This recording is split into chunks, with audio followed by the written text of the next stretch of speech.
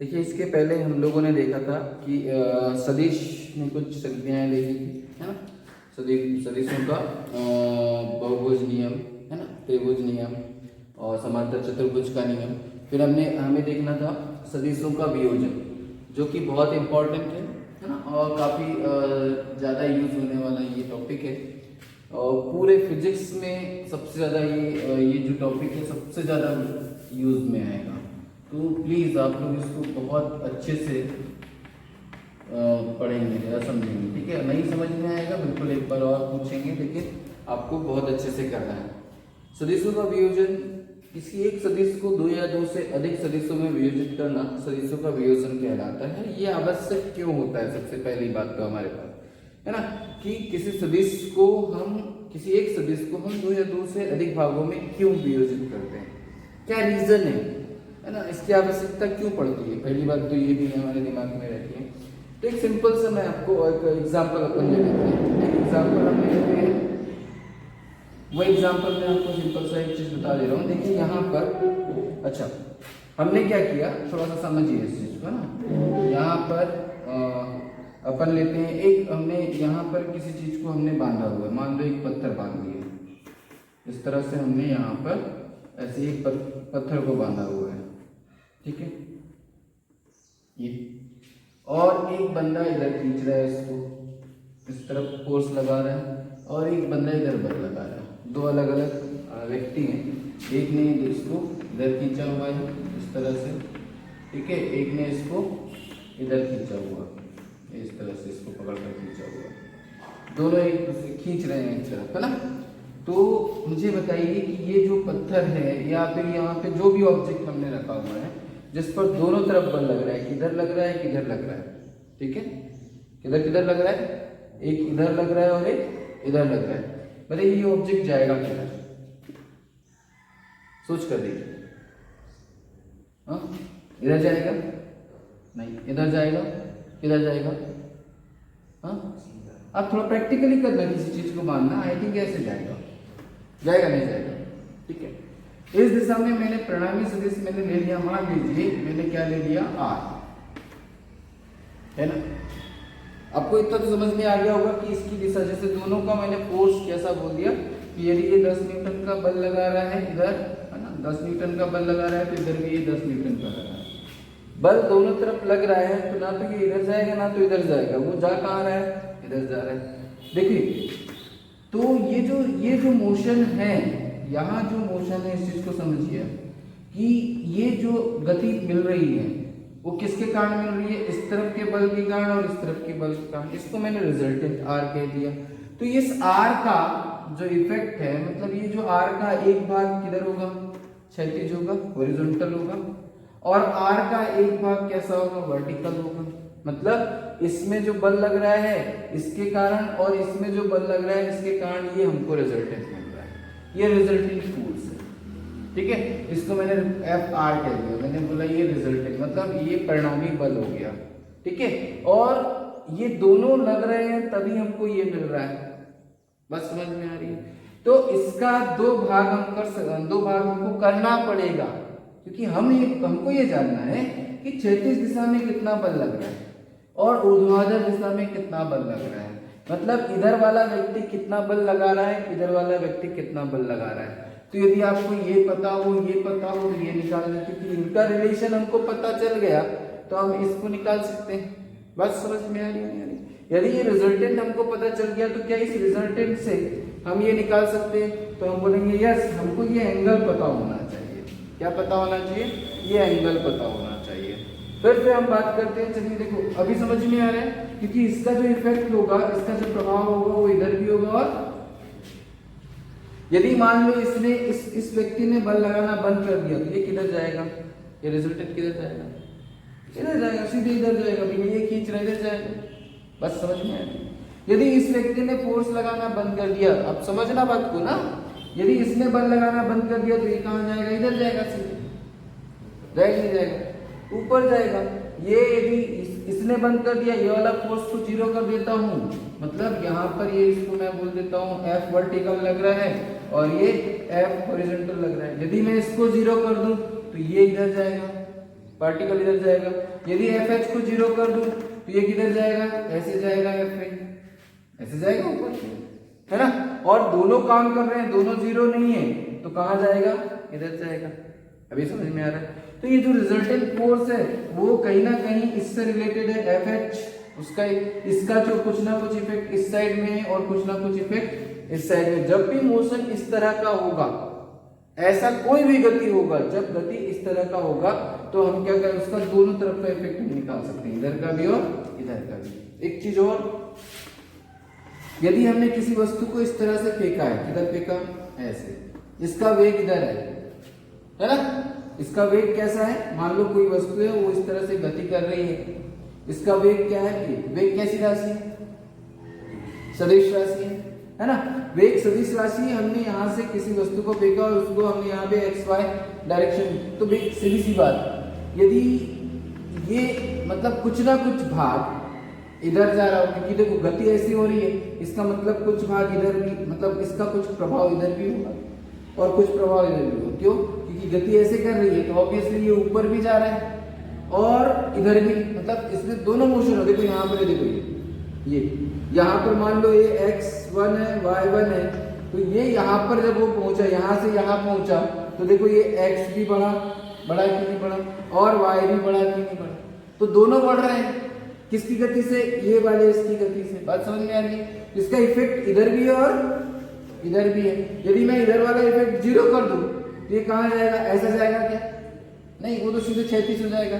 बात समझना, ठीक है ना। और यदि इसको 0 कर दूं, x को 0 कर दूं, y को 0 करने के बजाय इसको हटा दूं, ये कहाँ जाएगा, सीधे ऐसे जाएगा, इधर क्यों जाएगा, है ना।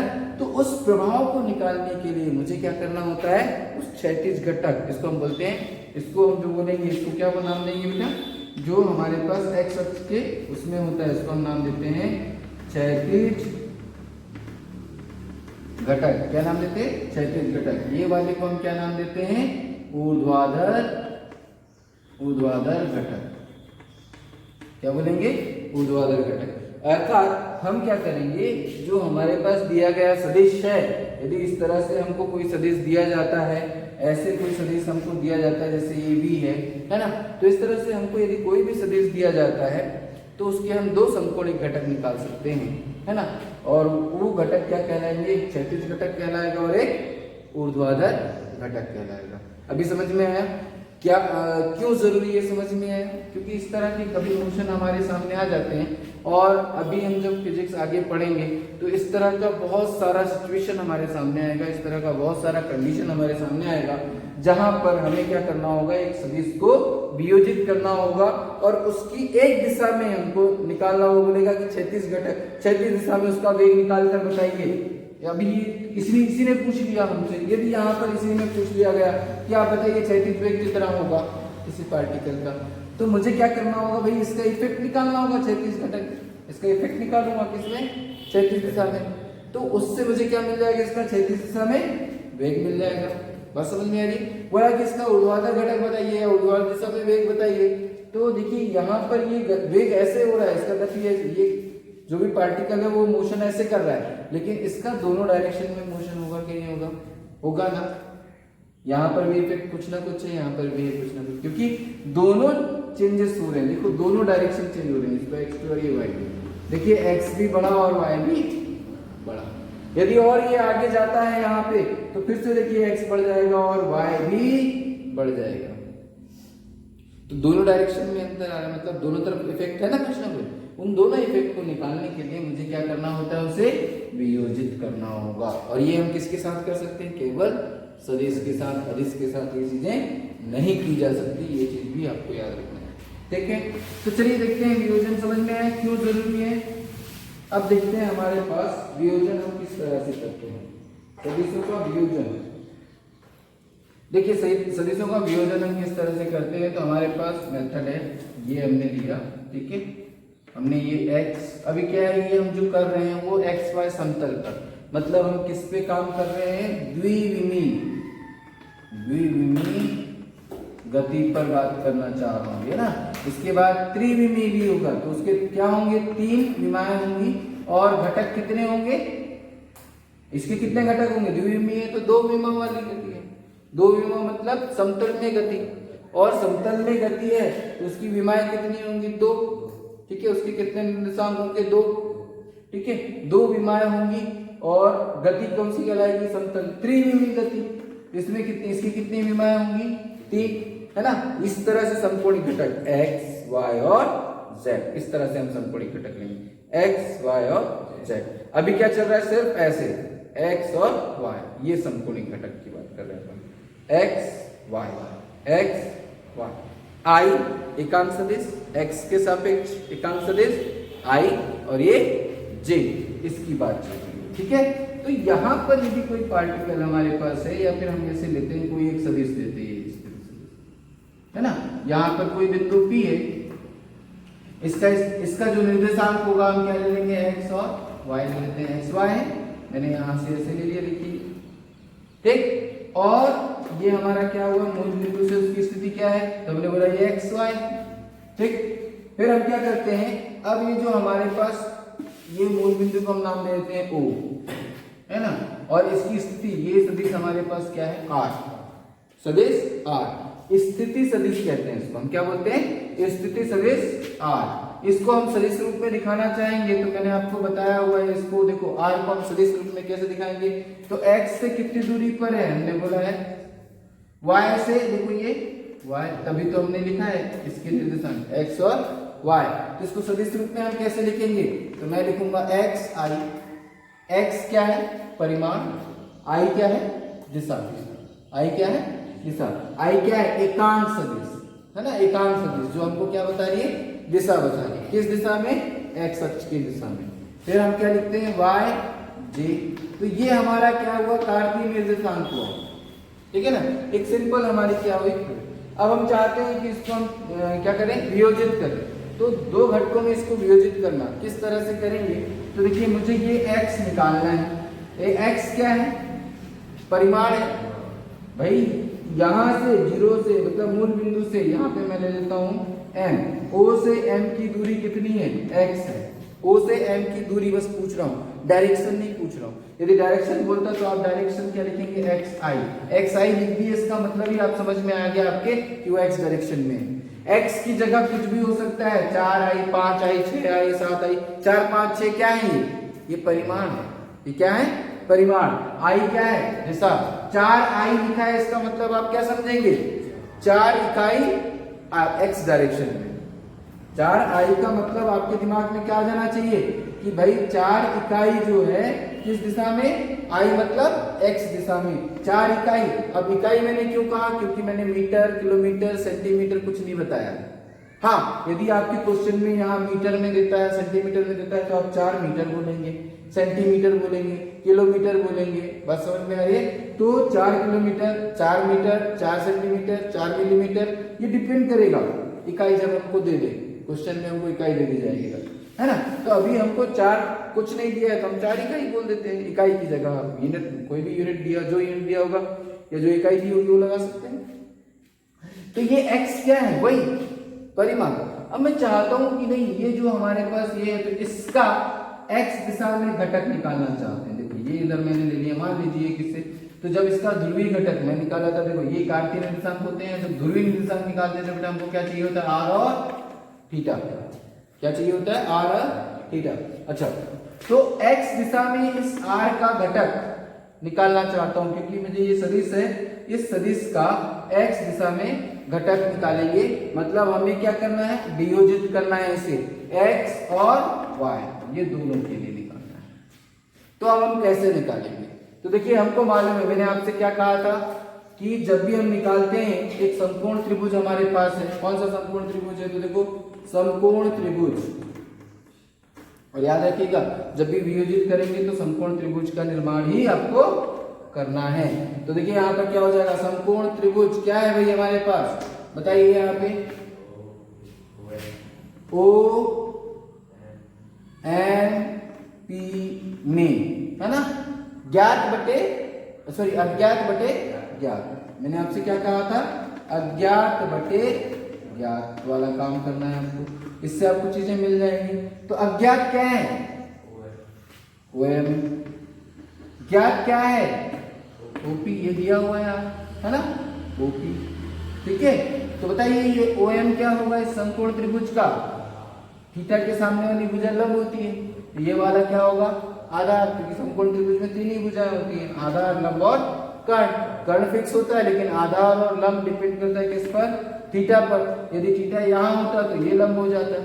बात है समझ में आ रही है? थीटा के सामने वाली भुजा लंब कहलाती है, थीटा के सामने वाली भुजा लंब कहलाती है। तो OM/P आधार बटे कर्ण, आधार बटे कर्ण क्या होता है? cos थीटा, अर्थात OM बराबर क्या हो जाएगा? OP cos theta. तो OM क्या है हमारे पास? देखो OM x है, x बराबर क्या? R cos theta. ठीक है, तो यदि हमारे पास सदिश की बात करूं मैं, तो यहां पर x बराबर क्या मिल गया? इसका एक घटक हमको r cos थीटा, एक घटक मिल गया x वाला घटक क्षैतिज, इसको हम नाम क्या देंगे? क्षैतिज घटक। क्या नाम देंगे? क्षैतिज घटक, ये मिल गया। ठीक है, इसी तरह से हम y को निकाल लेते हैं। भाई देखो ये y इसके समानांतर है, तो हम ये y तो यहाँ निकालेंगे, ये इसको निकाल लें तो ये निकल जाएगा, ये ऊर्ध्वाधर घटक निकल जाएगा, नहीं जाएगा? तो उसको निकालने के लिए देखिए यहाँ पर फिर से वही बात क्या करेंगे? अज्ञात बटे, तो PM/ क्या? अज्ञात वही रहेगा, सेम रहेगा। तो हमारे पास y नहीं पता ना, क्या पता है? OP पता है, OP। तो लंब बटे क्या हुआ? ये लंब बटे कर्ण, OP कर्ण क्या होता है? sin theta. तो PM बराबर क्या हो जाएगा? OP sin theta. तो फाइनली मुझे क्या मिल गया? y बराबर R sin थीटा। y बराबर क्या मिल गया मुझे? R sin theta. तो इसके दो समकोणिक घटक मुझे मिल गए, किसके? इसके R के। तो मैं इसको कैसा लिख सकता हूं? देखो R को x की जगह क्या लिख सकता हूं बताइए? R cos थीटा I के सदिश रूप में लिखूंगा तो x की जगह क्या है? x की जगह क्या है? देखो ये y की जगह क्या है? R sin theta. लिख देता हूं मैं, क्या हो जाएगा? R sin theta. ठीक है, बात समझ में नहीं है? ठीक है, तो इस तरह से हम इसको ऐसा भी लिख सकते हैं। तो दो समकोणिक घटक जो निकाले, अब इसमें कॉमन चीज मैं आपको चीजें बताऊंगा, अभी ध्यान रखना। ये समझ में आया? ठीक, मतलब हम इसको इस तरह से लिख सकते हैं। यदि हम चाहें तो ये देखो ये R है, ये R है, सदिश R को हम कैसे लिख सकते हैं बताओ? ये सदिश R है, तो सदिश R को मैं क्या लिख सकता हूँ? R कैप इंटू R लिख सकता हूँ कि भाई ये परिमाण अपन लिखे ना, R कैप बराबर क्या होता है? सदिश R अपॉन क्या? उसका परिमाण R। परिमाण R को हम ऐसा भी लिख सकते हैं, कैसे? R ऐसा भी लिख सकते हैं। तो यदि मैं सदिश R है, इसको मैं क्या लिख सकता हूँ? R इंटू R कैप लिख सकता हूँ कि नहीं? हाँ या नहीं? तो देखो यहाँ पे R बाहर निकाल देता हूँ, तो ये क्या मिल जाएगा? cos theta I plus sin theta J है ना? तो देखो ये R से ये R कैंसिल, तो एकांक सदिश कितना हो जाएगा? देखो इसका cos थीटा, ये खैर बहुत आगे की बात बता दिया है ना, sin थीटा से ये, ठीक है ना? तो ये एकांक सदिश हो गया। ठीक है, चलो खैर ये तो आपको ये नहीं भी लिखोगे तो चलेगा, है ना? इसको नहीं भी लिखोगे तो भी चलेगा, ठीक है? बट आपको वियोजित करना तो आ गया, ठीक है? कैसे वियोजित करेंगे समझ में आ गया? तो हमारे पास x जो डायरेक्शन में क्या हो जाएगा? r cos theta, y direction में क्या हो जाएगा? r sin theta. तो अब थोड़ा सा आपको दिमाग में कैसे रखना है? दिमाग में ये रखना है जिससे कोण थीटा बनेगा वो हमेशा कौन सा वाला होगा? उसका cos थीटा वाला घटक। जिससे कोण थीटा बनेगा वो कौन सा होगा? cos theta. और जिससे कोण थीटा की जगह नहीं, जो थीटा के सामने वाला होगा, याद रखना, कोण थीटा बनने वाला हमेशा कौन सा घटक कहलाएगा? cos theta. और जो थीटा के सामने वाला होगा वो हमेशा sin थीटा घटक होगा। थीटा के सामने वाला घटक sin थीटा होगा। बस आपको ये याद रखना है। या ये देखो, ये यहाँ थीटा बना है, जिससे कोण थीटा बनेगा वो कॉस थीटा, और ये वाला क्या हो जाएगा साइन थीटा। एक घटक, क्योंकि दो समकोणिक घटक होंगे तो ये क्या कहलाएगा, ये तो y है ना, ये क्या कहलाएगा, ये r साइन थीटा, ये तो घटक हुआ ना y। भाई इसको निकाले मतलब ये निकला हुआ है ये r साइन थीटा। तो इस तरह से हमने निकाल लिया, ठीक है, इसको आप लोग नोट कर लेना। अब मैं आपको कुछ ऐसे तरीके बता देता हूँ। देखिए यहाँ पर थोड़ा सा समझिए। जैसे मान लीजिए हमारे पास ये हमारे पास f है, ठीक है, यहाँ पर हमारे पास थीटा है। अब बताइए कॉस थीटा और साइन थीटा घटक बताइए, f के दो घटक बताइए कौन सा होगा, किस तरफ कॉस थीटा होगा, किस तरफ साइन थीटा होगा, ये वाला जिसके साथ थीटा बने। तो मैंने क्या कहा था, हाँ, ये क्या हो जाएगा f cos थीटा, और ये वाला क्या हो जाएगा f sin थीटा। अभी समझ में आए दो घटक, बिल्कुल बिल्कुल बिल्कुल बिल्कुल आपको भूलना नहीं है। चलिए बताइए, यहाँ थीटा बन जाए है ना, और ये r है, तो बताइए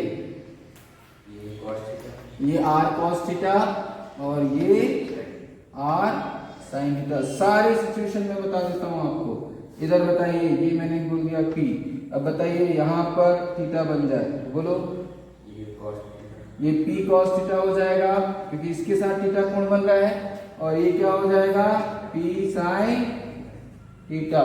ओके, चलिए फिर आगे ये वाला ले लिया, ये भी हो गया। अब मान लीजिए हमारे पास ऐसे आ जाए और ये थीटा बन जाए, ठीक है, और ये हमारे पास क्या आ जाता है f हो जाता है। तो बताइए ये वाला घटक क्या हो जाएगा f cos थीटा, और ये हो जाएगा f sin थीटा। तो इस तरह से आपके दिमाग में फिक्स हो जाना चाहिए कि जिसके साथ में कोण थीटा बनेगा वो हमेशा cos थीटा वाला क्या होगा पोर्शन होगा, जो दूसरा वाला पोर्शन होगा बाय डिफॉल्ट क्या हो जाएगा, देखो 90 डिग्री का। ये भी याद रखना है, यदि अपने पास दिया हुआ है, जैसे मेरे पास ये दिया हुआ है सर, देखो ये इस तरह का सदिश है, इसको वियोजित करना है दो समकोणिक घटक में, है ना। तो इस तरह से दिया हुआ है, तो आपको पता होना चाहिए कि दो समकोणिक घटक कैसे बनेंगे, इस तरह से। देखिए 90 डिग्री बन रही है, ठीक है, और आपको थीटा चेक करना है, ये थीटा कहाँ है। तो मान लीजिए ये थीटा बना हुआ है और ये हमारे पास कोई p है, तो इधर क्या होगा p cos, जिसके साथ थीटा बना हुआ है। आपको देखना है कि सदिश किस तरफ पर है, ये p sin थीटा, ठीक है। आपको इस तरह का सदिश दिया हुआ है, इसके दो घटक अपन को बनाने हैं, तो आप क्या करेंगे, एक घटक ये होगा और एक घटक ये दो इसके घटक, ठीक है। अब आप देखेंगे कि थीटा किधर बन रहा है, यहाँ बन रहा है, तो ये वाला cos थीटा वाला होगा, यदि f है ये तो f cos थीटा, और इधर वाला क्या हो जाएगा f sin थीटा। ये दो समकोणिक घटक बहुत ज्यादा काम में आने वाले हैं। ये बार बार मैं आपको बार बार यदि इस तरह से, ये जो अभी हमने क्या किया है कैलकुलेशन किया है ना, तो ये कैलकुलेशन कहाँ से आया, ये r cos थीटा कैसे हुआ, मैंने अभी आपको बताया, अज्ञात बटे ज्ञात करके एक संपूर्ण त्रिभुज हमने मान लिया है ना, उस हिसाब से हमने क्या किया, इसको वियोजित करके देख लिया। बट हर बार इतना काम करना पॉसिबल नहीं है, क्योंकि हमारे पास और भी चीजें डेराइव करने की है ना, और भी चीजें समझने के लिए होंगी। तो अभी आपको ये चीज समझ में आ गई, सारी सिचुएशन क्लियर है, हर जगह आप यूज कर लेंगे, ठीक है। तो अब आपको दिमाग में क्या रखना है कि जब भी इसके साथ थीटा बने, जिसके साथ भी थीटा बनेगा वो हमेशा क्या होगा cos थीटा होगा। जो दूसरा समकोणिक घटक में जब भी हमको वियोजित करने की आवश्यकता होगी, तब हम हमेशा इस चीजों का, इन बातों का ध्यान में रखेंगे, ठीक है। इन बातों को बिल्कुल ध्यान में रखना है और कंफ्यूजन की स्थिति नहीं आनी चाहिए।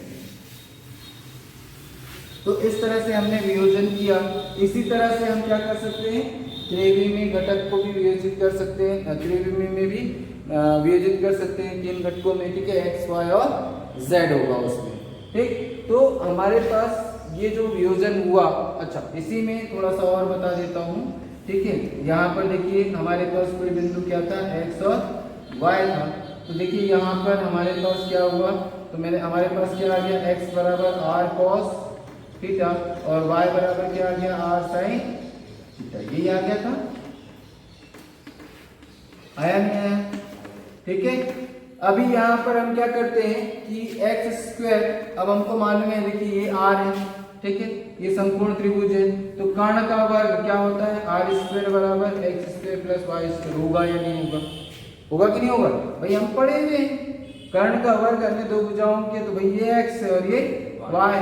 क्या ये रख देने पर आर कॉस थीटा रख देता हूँ और आर साइन थीटा रख देता हूँ, क्या इतना आता है, चेक करके देखते हैं, कर ले।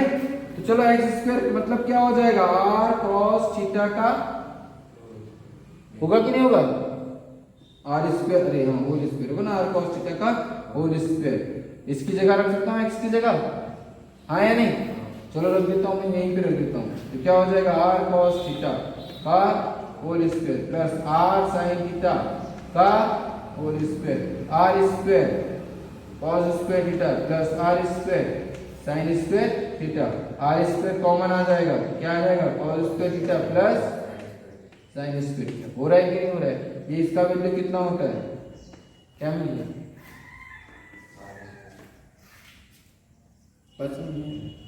है ना। तो इस तरह से आप क्या कर सकते हैं, निकाल सकते हैं वैल्यूज को, ठीक है, अभी क्लियर है, ठीक। तो r बराबर क्या मिलता है, हमको मालूम है इसका परिमाण क्या होता है, इसको क्या बोलते हैं यहाँ पे, ये जो r है, ये सदिश, देखो सदिश r यदि मुझे लिखना है तो क्या लिखूंगा, एक्स आई प्लस वाई जे, ऐसा लिखूंगा। और यदि इसका परिमाण निकालता हूं तो परिमाण क्या हो जाता है बेटा, तो x square plus Y square, मतलब ये परिमाण है, बस समझ में आ रही है, ये परिमाण। अच्छा एकांक सदिश, इसी का एकांक सदिश निकालूंगा तो क्या हो जाएगा, तो सदिश r कितना, तो मैं लिखूंगा X I Y J upon what, X square plus, अब X square plus Y square अपने पास रूट में आएगा, है ना। यहाँ पर यदि मैं ऐसा रख दूं तो यहाँ पे क्या मिलेगा, आर ही तो मिलेगा, और वही चीज आ जाएगी जो हमने अभी इसके पहले निकाली है, ये एकांक सदिश, ये परिमाण, इसको क्या बोलेंगे बेटा हम, परिमाण। ये क्या हो जाएगा, सदिश रूप होगा, ठीक है, और ये क्या कहलाएगा, एकांक सदिश। ये आपको सब कुछ पता होना चाहिए, इज दैट क्लियर, एक सदिशों का वियोजन क्लियर है अभी। अब आगे चलते हैं किसमें, सदिशों का अदिश गुणनफल। देखिए दो सदिशों का जो गुणनफल है, इसके बाद हम देखेंगे product of two vectors, okay. दो सदिशों का गुणनफल, दो सदिशों का गुणनफल। इसके पहले हमने जोड़ना देखा, जोड़ने में हमने 2-3 मेथड्स देखे, है ना। अब गुणनफल में हम क्या देखेंगे, पहला जो होता है दो सदिशों का अदिश गुणनफल, पहला होगा दो सदिशों का अदिश गुणनफल, सदिशों का अदिश गुणनफल, अदिश गुणनफल, इसको हम क्या बोलते हैं, तो डॉट गुणन भी कहते हैं, डॉट से प्रदर्शित करते हैं, ठीक है। लिखेंगे कैसे, ए डॉट बी, सदिश ए डॉट सदिश बी, स्मॉल में लिखना चाहोगे सदिश ए डॉट सदिश बी, इस तरह से उसको प्रदर्शित करते हैं, ठीक है। और दूसरा होता है सदिशों का सदिश गुणनफल। दो तरीके से हम पढ़ेंगे सदिशों का सदिश गुणनफल, सदिश गुणनफल, गुणनफल, ठीक है। इसको हम बोलते हैं क्रॉस मल्टीप्लिकेशन या क्रॉस गुणनफल। क्या बोलते हैं, क्रॉस गुणनफल। इसको इस तरह से हम डिनोट करते हैं, हम क्या लिखेंगे, सदिश ए क्रॉस सदिश बी, या इसको स्मॉल में लिखेंगे तो सदिश ए क्रॉस सदिश बी, इस तरह से प्रदर्शित करेंगे। तो जो दो सदिश हैं हमारे पास, उनका जब हम गुणनफल निकालेंगे तो एक अदिश गुणनफल निकलेगा जिसको हम डॉट गुणन कहते हैं, और एक सदिशों का सदिश गुणनफल निकलेगा, ठीक है। इसको अब ये होते क्या है, तो भाई ये सदिशों के गुणन से हमको क्या मिलता है, एक अदिश मिलता है, अदिश राशि क्या मिलती है, इसमें अदिश राशि प्राप्त होती है। सदिशों के अदिश गुणनफल में हमको क्या मिलेगी, एक अदिश राशि मिलेगी, याद रखिएगा। डॉट मल्टीप्लिकेशन में जब भी सदिशों का, दो सदिशों से हमको क्या है, एक अदिश प्राप्त करना है ना, और या एक ऐसा सदिश है जो दो सदिशों के अदिश गुणनफल से हमको प्राप्त होता है, ऐसी भी चीजें अपनाएंगे, अपने पास आएंगे। कि कोई अदिश राशि है जो दो सदिश राशि से मिलकर बनी हुई है। ऐसा भी हो सकता है कि कोई एक अदिश राशि है, कोई एक अदिश राशि है जो दो सदिशों से मिलकर बनी हुई है, तो उनके बीच क्या रिलेशन होगा? तो देखो, दोनों सदिशों का जोड़ना क्या मिलता है? सदिश मिलेगा। उनको यदि हम जोड़ेंगे, दो सदिशों को जोड़ेंगे तो क्या मिलेगा? सदिश मिलेगा। उसका अंतर करेंगे तो क्या मिलेगा? सदिश मिलेगा, है ना। तो दो सदिशों को जोड़ने पे सदिश मिल रहा है, दो सदिशों को घटाने पर सदिश मिल रहा है। तो दो सदिशों के ऐसा उनके बीच क्या ऑपरेशन होगा कि हमको अदिश मिलेगा? तो हम बोलेंगे उनके बीच क्या होगा? तो सदिशों का अदिश गुणनफल होगा। मतलब उनके बीच रिलेशन क्या हो सकता है? केवल डॉट गुणन का रिलेशन हो सकता है, तभी हमको दो सदिशों से अदिश मिलेगा। ठीक है। तो यदि कोई दो सदिश हमको अदिश राशि दे रहे हैं, कोई दो सदिश मिलकर हमको अदिश राशि दे रहे हैं, इसका मतलब उनके बीच हमको क्या मिलेगा? डॉट मल्टीप्लिकेशन मिलना ही मिलना है। इसका सिंपल सा एग्जांपल मैं आपको बता देता हूं। कार्य क्या होता है? तो बल गुना विस्थापन, बल गुना विस्थापन। अच्छा, गुना ही लिखते ना, बल गुना विस्थापन। ठीक है। बल कैसी राशि है? सदिश राशि है। मैं बताऊंगा इसके बाद, आपके पास है न्यूटन के बल के नियम है, तो उसमें मैं बताऊंगा कि बल कैसी राशि है? सदिश राशि है। और विस्थापन भी कैसी राशि है? सदिश राशि है। लेकिन बल और विस्थापन का जो गुणा होता है, जो कार्य होता है, वो कार्य कैसी राशि है? अदिश राशि। कार्य कैसी राशि है? अदिश राशि। ऐसे ही रिलेशन हमारे पास क्या है? तो हम बात करते हैं फ्लक्स की, विद्युत फ्लक्स की बात करते हैं। ये आगे आप लोग जब 12th में जाएंगे तब पढ़ेंगे। ये फ्लक्स भी दो चीजों से मिलकर बनता है, विद्युत क्षेत्र और क्षेत्रफल। क्षेत्रफल कैसी राशि है? सदिश राशि है। विद्युत क्षेत्र कैसी राशि है? सदिश राशि है। इन दोनों सदिश से हमको क्या निकालना है? तो जो मिलेगा वो कैसी राशि है? अदिश राशि। तो ऑब्वियसली उनके बीच क्या होगा? डॉट गुणन। यहाँ पे इन दोनों के बल और विस्थापन के बीच कैसा गुणन होगा? तो हम बोलेंगे डॉट मल्टीप्लिकेशन। क्या मल्टीप्लिकेशन होगा? डॉट, क्योंकि बल भी सदिश राशि, विस्थापन भी सदिश राशि, दोनों सदिश राशि हैं। तो दोनों सदिश से हमको एक अदिश प्राप्त करना है, तो ऑब्वियसली हम ये समझ जाएंगे, हमारे दिमाग में फटाक से क्लिक करना चाहिए कि दो सदिश से एक अदिश मिल रहा है, मतलब दोनों के बीच क्या रिलेशन होगा? डॉट मल्टीप्लिकेशन होगा। क्या होगा? डॉट मल्टीप्लिकेशन, मतलब उन दोनों के बीच का रिलेशन। हाँ, यदि दोनों सदिश से यदि हमको सदिश मिल रही है, तो वहां पे एक चांसेस है क्या? कि दोनों के बीच योग हो सकता है, दोनों के बीच क्या हो सकता है? अंतर हो सकता है, दोनों के बीच क्रॉस गुणा भी हो सकता है। ठीक है। तो दोनों के बीच रिलेशन यदि मुझे क्या निकालना, तो ये रिलेशन पाना, सदिशों से अदिश निकालना है, दो सदिशों से अदिश हमको प्राप्त करना है, तो क्या करना होगा? उसका डॉट गुणन ही करना होगा। या उनके बीच रिलेशन क्या होगा? यदि हमसे कोई पूछे कि उनके बीच रिलेशन, ऐसे दो सदिश हैं और उनके बीच ऐसा कौन सा रिलेशन होगा जिसके कारण हमको एक अदिश राशि प्राप्त होगी, तो हम क्या आंसर देंगे? डॉट गुणन। ये आपको बता रहा है, रिलेशन बताएगा उसके बीच, वो सदिशों के बीच क्या बता देगा? रिलेशन। तो ये बहुत ज्यादा महत्वपूर्ण है। तो इससे आपके दिमाग में आ जाना चाहिए कि दो सदिश आपको दिए हुए हैं और उससे आपको एक अदिश प्राप्त हो रहा है, तो उनके बीच क्या रिलेशन होगा? आपको डायरेक्ट दिमाग में जाना चाहिए कि उनके बीच क्या होना चाहिए? डॉट मल्टीप्लिकेशन होगा, तभी एक अदिश राशि प्राप्त होगी, अन्यथा नहीं होगी। क्योंकि क्रॉस मल्टीप्लिकेशन में मुझे क्या मिलेगा? सदिशी राशि प्राप्त होगी, है ना। तो ये इन फ्यूचर आपको बहुत ज्यादा उपयोग में आने वाला है। ठीक है। तो यदि कोई राशि जो दो सदिशों से मिलकर बनी हुई है ना, जैसे हम कार्य की बात कर रहे थे, बल और विस्थापन से मिलकर बनी हुई है, इसका एग्जांपल भी मैं अभी आपको दूंगा जब हम डॉट मल्टीप्लिकेशन पढ़ेंगे। तो कार्य जो है एक अदिश राशि है, ठीक है, जो दो अलग अलग सदिश राशियों से मिलकर बनी हुई है, तो इनके बीच क्या रिलेशन होगा? ठीक है, इनके बीच क्या रिलेशन होगा? तो अब हम सीधे बोलेंगे, क्यों? क्योंकि दो सदिशों का अदिश गुणनफल ही हमको क्या देता है? एक अदिश राशि देता है। और दो सदिशों का कौन सी राशि देगा हमको? सदिश राशि देगा। सदिश राशि देगा तो मतलब ये है कि सदिश राशि जो जिससे दो सदिशों से या तीन सदिशों से, जो जितने भी सदिशों से यदि हमको सदिश मिल रहा है, तो उनके बीच में कौन सा रिलेशन हो सकता है? मल्टीप्लिकेशन। क्रॉस मल्टीप्लिकेशन का सदिश मिल रहा है ना। उन सदिशों से क्या मिल रहा है हमको, एक सदिश राशि मिल रही है। दो सदिशों से हमको क्या मिल रही है, एक सदिश ही राशि मिल रही है। तो उसमें क्रॉस मल्टीप्लिकेशन भी हो सकता है, योग भी हो सकता है, अंतर भी हो सकता है। ये रिलेशन फाइंड करना थोड़ा मुश्किल है, बट यदि हमको कोई बोला कि अदिश राशि, दो सदिशों से अदिश राशि मिल रही है, तो हम डायरेक्ट उसको बोलेंगे क्या होगा, उसका डॉट गुणनफल होगा। बहुत इजीली बात समझ में आ रही। ठीक, चलो तो अब हम देखते हैं पहला जो हमारे पास क्या है, सदिशों का अदिश गुणनफल, जिसको हम क्या बोलते हैं, डॉट गुणन भी बोलते हैं। इसको हम क्या बोलते हैं, डॉट गुणन भी बोलेंगे, डॉट गुणन। ठीक है, ये हमारे पास होगा। तो दो सदिशों का अदिश गुणनफल उन सदिशों के परिमाणों तथा उनके बीच के कोण के कोज्या के गुणनफल के बराबर होता है।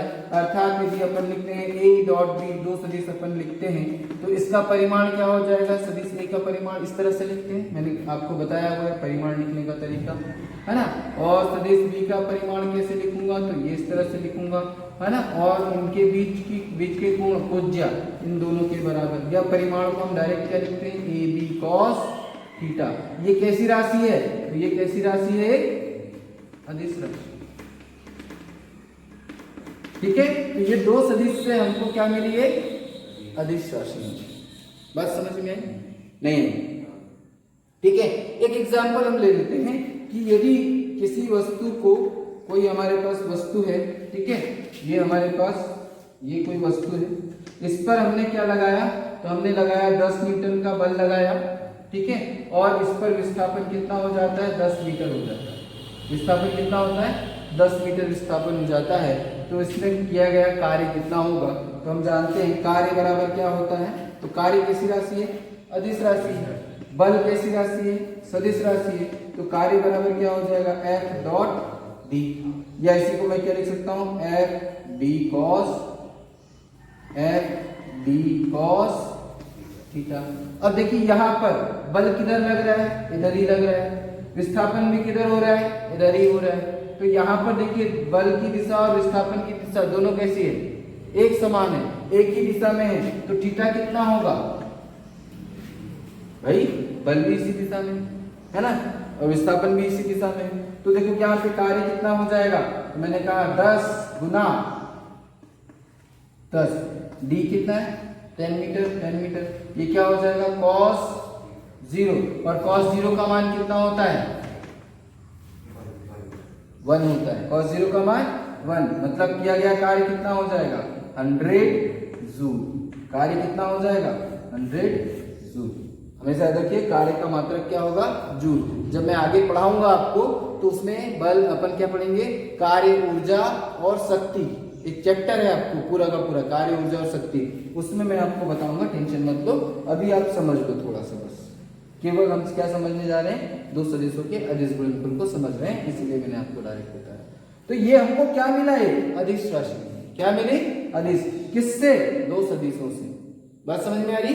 तो अब यहाँ पर हमको क्या मिला। अब एक बात और, ऐसा भी तो हो सकता था कि ये हमारे पास क्या है, ये हमारे पास बैग है, बैग ऐसे रखा हुआ है, अरे वो चक्की वाला बैग है, पता है ना, ठीक है, और उस पे हमने फोर्स किधर लगाया, तो मैंने बोला फोर्स इधर लगा रहे हैं, पकड़ के ऐसे खींचते ना चक्के वाले बल को, ऐसे चलते हैं कि नहीं चलते, ऐसे खींच करके। तो बल किधर लग रहा है, इधर, विस्थापन किधर हो रहा है, इधर। तो हमने बोला 10 मीटर विस्थापन हुआ, बल कितना लग रहा है, हमने बोला 10 न्यूटन का। दोनों के बीच एंगल कितना बन रहा है, हमने बोला 60 डिग्री का बन रहा है, या 30 डिग्री का एंगल, कितना 30 नहीं 60 डिग्री, 60 डिग्री का एंगल बन रहा है। कितने डिग्री का, 60 डिग्री का। तो कार्य कितना हो जाएगा, तो चलो बताओ, कार्य बराबर क्या हो जाएगा, यहाँ पर, यहाँ पे कार्य बराबर क्या हो जाएगा, बोलो जल्दी से बोलो, एफ डी कॉस कितना, कॉस 60, कॉस 60 का मान बताओ,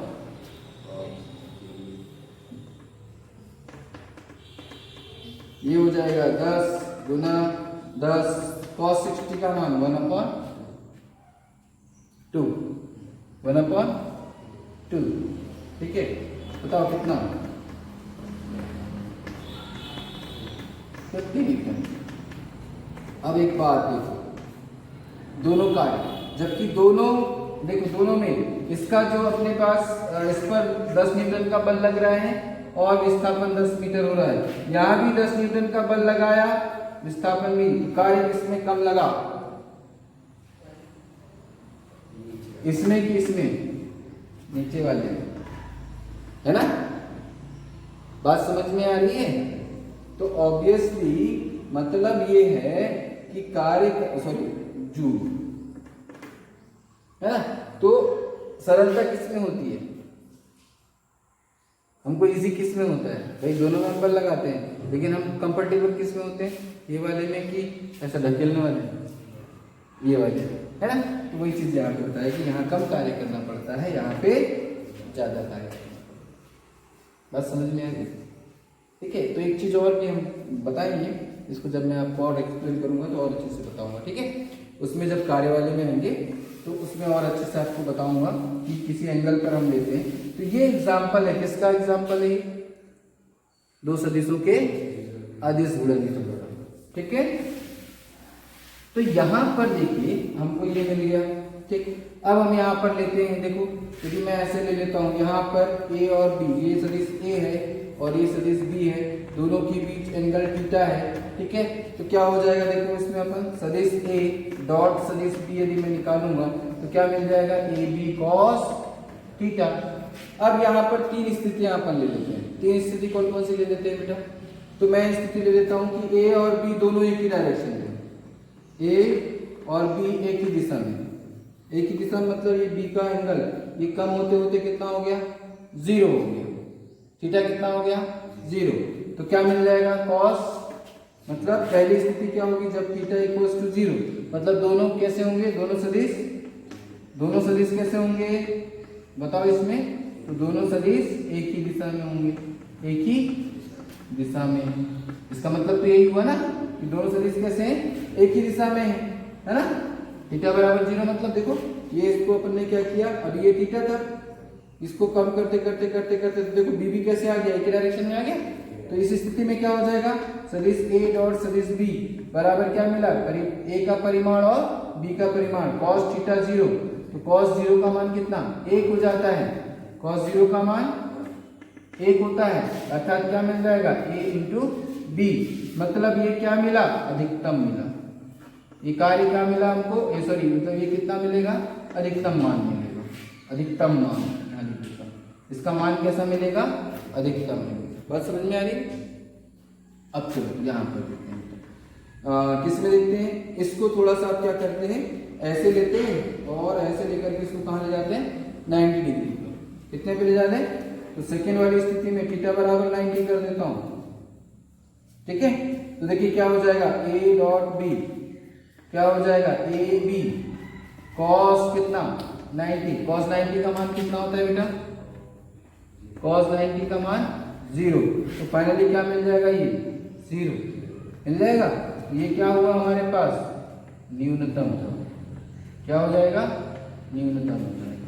तो एक चीज हमको मिल गई कि जब दोनों सदिश कैसे होंगे, देखो दोनों सदिश कैसे हैं, एक समांतर है, और दोनों सदिश कैसे होंगे, लंबवत होंगे, दोनों सदिश कैसे होंगे, लंबवत। तो उनका जो डॉट मल्टीप्लिकेशन होगा ए डॉट बी, वो क्या मिलेगा मुझे, 0 मिलेगा।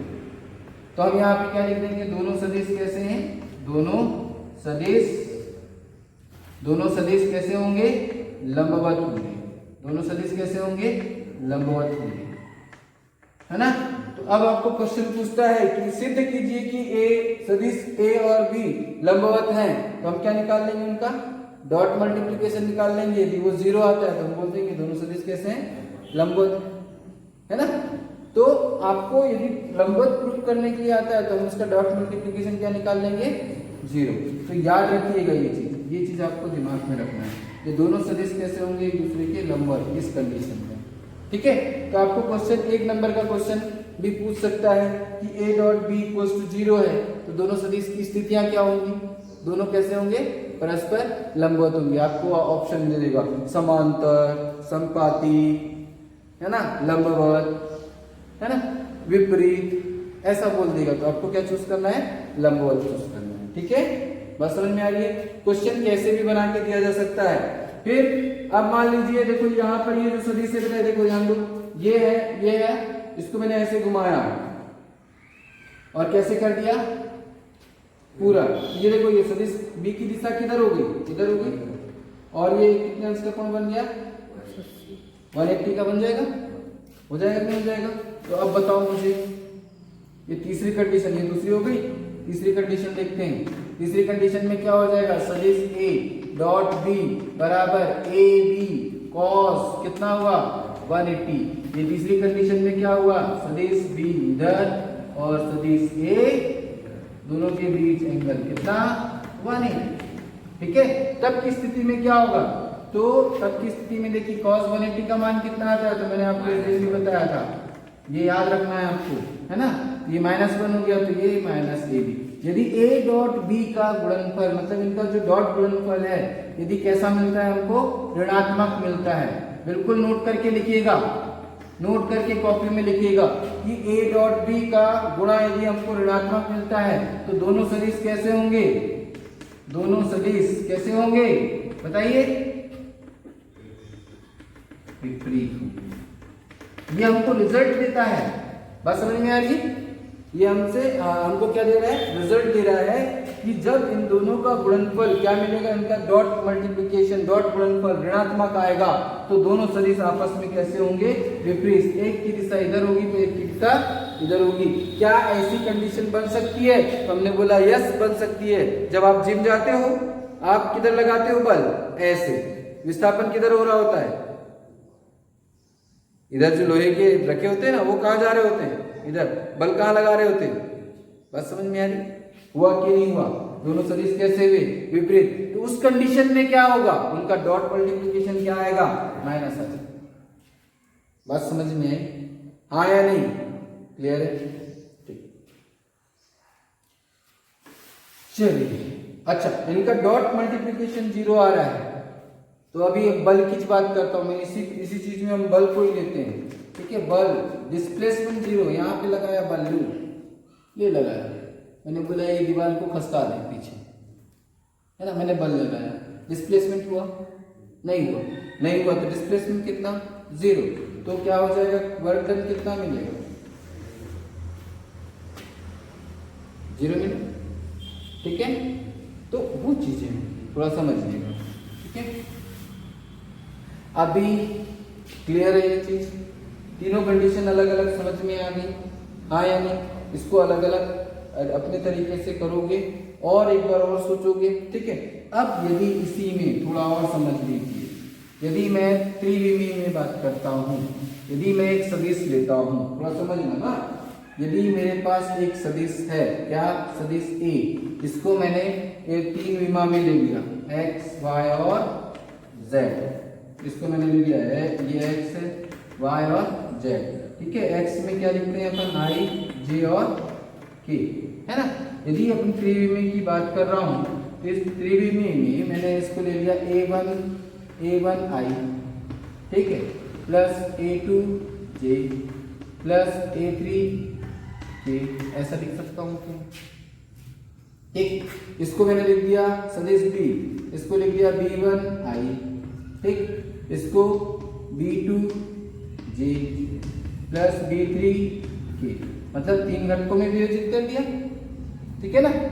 अच्छा, एक सदिश a, एक सदिश b, अब मैं इसका डॉट मल्टीप्लिकेशन निकाल रहा हूं बेटा, सदिश a डॉट सदिश b, है ना, डॉट मल्टीप्लिकेशन निकाल रहा हूं, देखिए क्या हो जाएगा, सदिश a1 a की जगह पूरा ये रखूंगा, है ना भाई। मान लो कोई दो सदिश मेरे पास कहाँ पे, मतलब इसमें रखे, त्रिविमीय दिशा में रखे, त्रिविमीय में रखे हुए, हवे में रखे हुए, यहाँ एक सदिश a है, एक सदिश b है, ठीक है। उसका मुझे क्या निकालना है, डॉट मल्टीप्लिकेशन निकालना है। तब की स्थिति में मैं क्या करूंगा, या तब की स्थिति में क्या होगा, उसको ले लेते हैं। तो a1 i plus a2 j plus a3 k dot, ठीक है, क्या हो जाएगा, b1 i, ठीक।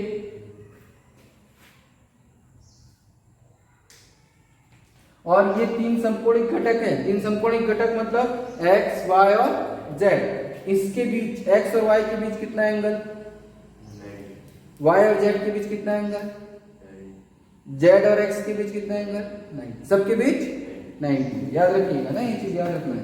प्लस B2J, ठीक है, प्लस B3K, ऐसे है ना। अब गुणा करते हैं, चलिए देखो क्या होगा, A1 से B1 का गुणा हुआ तो A1 B1 I कैप हुआ, ठीक है, प्लस देखो ये परिमाण, A1 क्या है परिमाण, B1 क्या है परिमाण, ठीक है, फिर से A1 का मल्टीप्लिकेशन किससे होगा, ठीक है, तो A1 इंटू B2, ये क्या हो जाएगा I cap into J cap होगा, यस और नॉट, ठीक है, प्लस यहां पर देखो A1 का फिर किससे होगा, इससे होगा, तो A1 क्या हो जाएगा B3, ये हो जाएगा I कैप और ये K कैप, ठीक।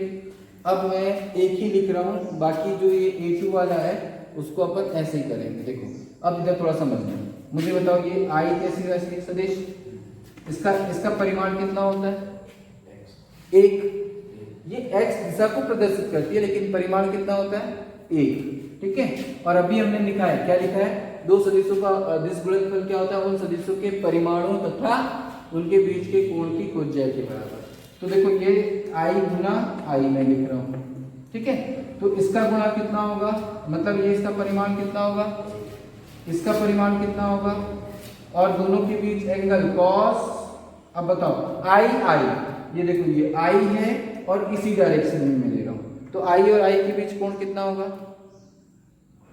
ये डायरेक्शन है और इसी डायरेक्शन में दूसरा 0, कितना होगा 0, तो cos 0 का मान, ठीक है, तो देखो क्या हो जाएगा 1 इंटू 1 इंटू 1, कितना मिला, हाँ या नहीं, यस और नो, ठीक है। वैसे ही J into J, 1 into 1 into cos 0 क्या मिल जाएगा, 1 इंटू 1 इंटू 1 हो जाएगा, बराबर क्या मिलेगा, वैसे ही K बताओ क्या मिलेगा, 1 इंटू 1 इंटू cos 0 बराबर 1 इंटू 1 इंटू 1 मिल गया। अब ले लेते हैं I इंटू J, I कितना होगा बताओ, तो ये इसका परिमाण तो 1 ही 1 होगा, लेकिन I और J के बीच एंगल बताओ, देखो I और J के बीच कोण 90, cos 90, बताओ cos 90 कितना होगा 0, ठीक है। I इंटू K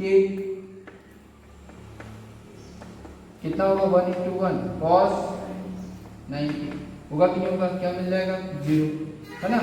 उसके बाद I J हो गया, J डॉट के, हाँ, तो 1 इंटू cos 90 क्या मिलेगा, मतलब केवल I इंटू I ही 1 होगा, J इंटू J ही 1 होगा, K इंटू K ही 1 होगा, बाकी सब के सब क्या होंगे।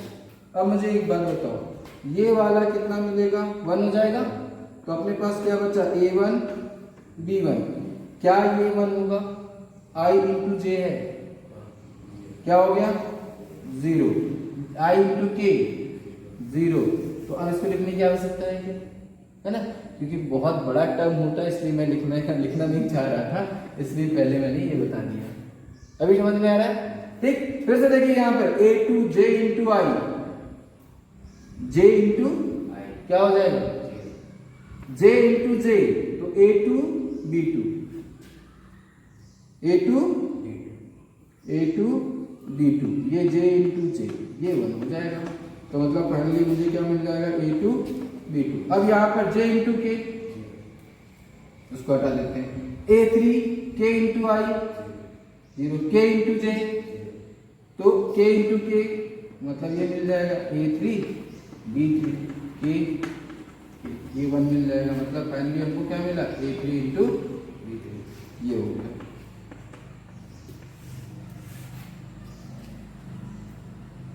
बस समझ में, तो सदिश यदि इस तरह से हमको दिया हुआ है तो उनका गुणनफल डायरेक्ट आप क्या लिख सकते हो, तो I का गुणा J का, K का, बात समझ में आ रही? डायरेक्ट बिल्कुल इतना करने की आवश्यकता ही नहीं है, डायरेक्ट गुणा कर दो a1 b1 a2 b2 b3 b3 खत्म काम। ठीक है, हाँ या नहीं? अच्छा, इसका सदिश ए का परिमाण कितना होगा? तो परिमाण याद रखिए बेटा, सदिश ए का परिमाण, तो जैसे हमने क्या लिखा था, सदिश आर यहाँ पे लिखा था ना, जिसको अपने आर बराबर क्या लिखा था, एक्स आई प्लस वाई जी। इसका परिमाण क्या निकाला था? तो रूट एक्स स्क्वायर प्लस ऐसे लिखा था। तो एक्स आई और जे, अब यहाँ पर क्या आ गया, क्या आ गया? तो भाई ए का परिमाण क्या हो जाएगा? तो रूट a1 का स्क्वायर प्लस क्या हो जाएगा, a2 का स्क्वायर प्लस a3 का स्क्वायर। भाई ये 2 का होता, उसके साथ में एक और जुड़ गया तो 3 हो। ठीक है, वैसे ही b का परिमाण क्या हो जाएगा, रूट b1 का स्क्वायर b2 का स्क्वायर b3 का स्क्वायर, परिमाण निकाल लिया। ठीक है, हाँ या नहीं? ठीक, अब हमको ये परिमाण मिल गया। अब क्या बोलता है कि इनके बीच कोण निकालना है, तो निकाल सकते हैं, हम निकाल सकते हैं कि नहीं? देखो कैसे निकाल सकते हैं बेटा, तो मैं यहाँ पर लिख देता हूँ सदिश a डॉट सदिश b, ये कैसे निकल जाएगा, इससे निकल जाएगा। ठीक है, इसको क्या होता है, a, इसका a का परिमाण और b का परिमाण, और ये cos थीटा होगा कि नहीं होगा? तो cos थीटा बराबर निकालना है हमको। कई बार क्या होता है बेटा, ये दे देगा, सदिश a दे देगा, सदिश b दे देगा, बस केवल ये दोनों दे दिया, बोला कि हमको उनके बीच का कोण निकाल कर बताइए। तो cos थीटा पर हम क्या निकालेंगे, तो सदिश a डॉट सदिश b, और ये कैसे निकाल लेंगे, ऐसे निकाल लेंगे। अब a का परिमाण कैसे निकाल लेंगे, ऐसे, b का परिमाण ऐसे निकाल लेंगे। तो देखो यहाँ पर इसको नीचे ला देता हूँ, इसको इसके नीचे ला देता हूँ, क्या हो जाएगा, a का परिमाण और b का परिमाण, या इसी को हम क्या लिख सकते हैं बेटा, सदिश a डॉट b बराबर a बटे a b। एक परिमाण को ऐसा लिख सकते हैं ना, तो cos थीटा बराबर क्या मिल जाएगा, ये मिल जाएगा, एक फॉर्मूला ये भी मिल गया हमको। बस समझ में आई? ठीक,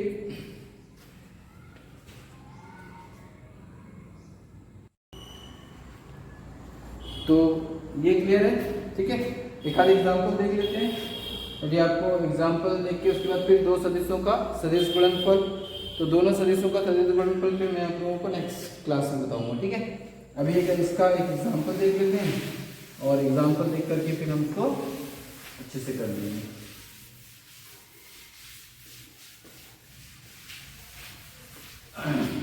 चलिए एग्जाम्पल बताइए, होगा तो सेकंड क्वेश्चन देखते हैं। पहले वाले में चला गया था क्या? चलिए देखते हैं सेकंड वाले क्वेश्चन में, देखते हैं। देखिए यहाँ पर क्या दिया हुआ है, a दिया हुआ है कितना, और इसने पहले ही बोल दिया, क्या बोला कि परस्पर लंबवत है, पहले ही बोल दिया है परस्पर लंबवत है। ठीक है भाई, हमको दिया है सदिश a, सदिश a कितना दिया हुआ है भाई, तो 2i plus 2j plus pk। ठीक है ना, b क्या दिया हुआ है, तो 2i minus j plus k, ये दिया हुआ है। तो हम क्या जानते हैं कि दोनों सदिशों का जो गुणनफल होता है वो क्या होता है, डॉट गुणनफल। सदिश यदि परस्पर लंबवत होते हैं तो 0, यही होता है ना। तो कुछ मत करिए, i से i वाला देखिए 2 2 जा 4 है ना, ये माइनस है, ये प्लस है, तो 2 1 जा 2 प्लस माइनस माइनस 2 हो गया। ये p और ये k, तो कितना हो जाएगा, प्लस p हो जाएगा। ये देखो इसका गुणा किया इसका, ये कितना हो जाएगा, 0। तो देखिए यहाँ पे 4 में से 2 गया, 2 धन p बराबर 0, तो p इज इक्वल टू क्या हो गया, माइनस। आगे कि नहीं आगे? इसी तरह से हमारे पास कौन सा सवाल ले लेते हैं, ये ले लेते हैं, सदिश a और b के बीच का कोण बताइए।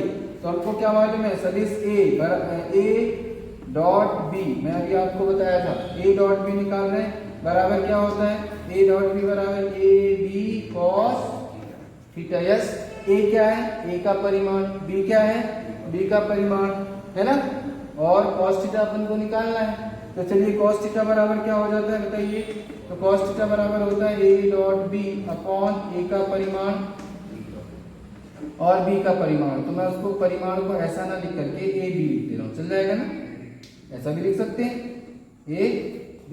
ठीक, तो चलिए बताइए सदिश a डॉट b निकालते हैं। चलिए a डॉट b, सदिश a डॉट b, तो देखो ए डॉट बी कहाँ है भाई, ए का वैल्यू कितना है देखिए 2i 3j, बी का वैल्यू क्या है 6i और 4j, तो 6 दूनी 12, i से i वाला, ठीक है, और 3 चौके 12, कितना मिल गया 0 मिल गया, कितना मिल गया 0।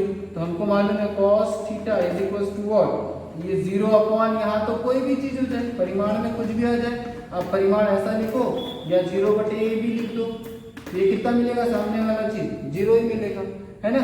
cos थीटा, तो cos थीटा का मान 0 कब मिलता है, जब cos थीटा किसके बराबर हो जाए, cos 90 के बराबर, है ना। तो थीटा बराबर कितना हो जाएगा 90, अर्थात दोनों कैसे होंगे, परस्पर लंबवत होंगे, मतलब ये दोनों सदिश कैसे होंगे, परस्पर लंबवत होंगे, उनके बीच का कोण कितना होगा 90 अंश होगा। बात समझ में नहीं, तो इस तरह से आपको क्वेश्चन करना है, ठीक है। तो ये अपना क्या हुआ, पहला क्वेश्चन, दूसरा क्वेश्चन और तीसरा क्वेश्चन, ठीक है, बना लेंगे। इसके बाद हम देखेंगे सदिशों का सदिश गुणनफल, लेकिन वो आज नहीं, वो कल देखेंगे, ठीक है। चलिए।